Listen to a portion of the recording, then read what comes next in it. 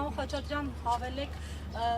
դուք մանրամասնեք ձեզ այս պահին գործի հիմքերի մասին ինչ տպավորություն ունեք եւ մասնագիտական առումով ինչ նկատառում։ Տեսեք, պարոն Սարգսյանը մի քիչ ավելի բարի գտնվեց, ես կասեմ, որ այս ստատական նիստի ընթացքում մեղադրանքից քարը քարին չի թողնվել։ Նման փուչ մեղադրանք դժվար է պատկերացնել նման գործով, եթե նույնիսկ այս հետապնդումները պետք է կազմակերպեն, պետք է մի քիչ ավելի լուրջ մեղադրանք մտածեին, որովհետև ստեղ կարծում եմ, որ հանցագործության դեպք էլ չկա ու ավելին ոչ թե բիզնես վեճա դուք չէ հարցրեցիք, սա բիզնես վեճա վերացման քրեայրավական process-ի, ես կարծում եմ, որ ստեղ բիզնես վեճ էլ չկա, ստեղ ուղիղ իմաստով պետք է պարոն Ծառուկյանը ճանաչվեր տուժող, ուղղակի այս պարագայում տուժողին տրվել է մեղադրյալի կարգավիճակ։ Պարոն Խաչատրյան, մեկ դեպքի մասով այլ կառույցներում, կազմակերպություններում խոզարկությունները ինչով են հիմնավորել։ Չէ, այստեղ չեն կարող ասել, որ մեկ դեպքի, ուղղակի այստեղ շատ կարևոր է հենց պարոն Սարգսյանի ասածով, որ այս քաղաքական հետապնդումների ֆոնին տարբեր գործերով բոլոր գործերը ակտիվացան մեկ օրում։ Նույնիսկ 2020 թվականին ինչ-որ Կոտայքի քննչականում քննվող գործով էր ակտիվացան, 19 թվականի գործով հարուցված ակտիվացան, 20 թվականի գործով, այսինքն հենց կարևոր է արձանագրել այդ հանգամանքը, որ բոլոր գործերը ակտիվացան մեկ օրում։ Դե ով կպատասխանի մեզ ինչու։ Բոլորն ասում են մենք հիմա զբաղված ենք զուտ իրավական process-ներով, մնացած դատողությունները թողնեմ ձեզ, մենք կզարմանայինք, որ այլ կերպ մեկնաբանեին, հելնեին ասեն չէ, մենք հենց հիմա զբաղված ենք քաղաքական հետապնդումով։ Պարոն Սարգսյան, մինչ այս պահին գործողություններ են կատարվել, բացի խոզարկություններից։ Դե փաստացի մեր մասնակցությամբ խոզարկությունն է, ձերբակալումն է եւ նաեւ էսկալանքի միջնորդումն է։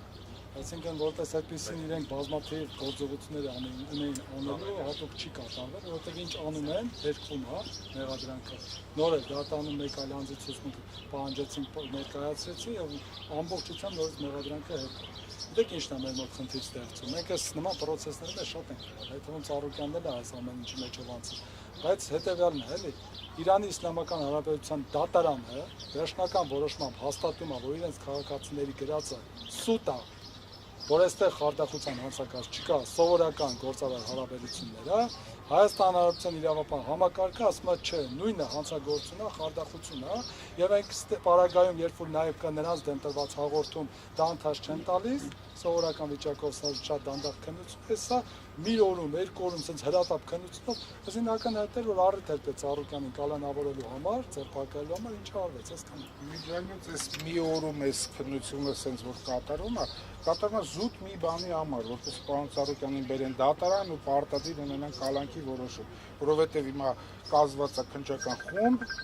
գործը հանձնարարված է քննչական խմբին, բայց այն գործողությունները, որոնք պետք է արագ կատարվեն քննչական խմբի կողմից, ասենց օպերատիվ կատարվեն, որ օբյեկտիվ իրականությունը մի քայլ շուտ բացահայտվի, որ այդ գործողությունները, որը որ պետք է հրատապ կատարվի, չի կատարում, որ հիմա դատարանում գան մեր գործընկերները, պնդեն, որ